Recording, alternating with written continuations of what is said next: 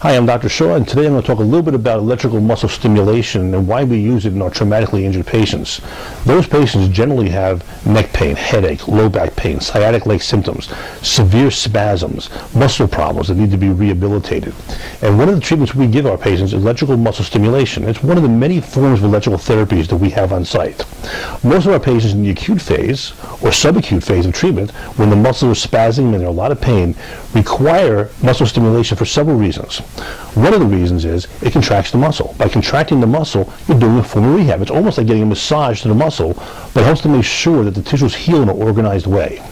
Two, if you're having spasms, that help to break down the spasm in both the superficial and the deep muscles. The action of moving actually helps to decrease the pain in those muscles. So there's multiple effects of the muscle stimulation. Eventually, if the muscles don't have the proper nerve supply or you don't use them enough, they'll start to waste, they'll start to atrophy.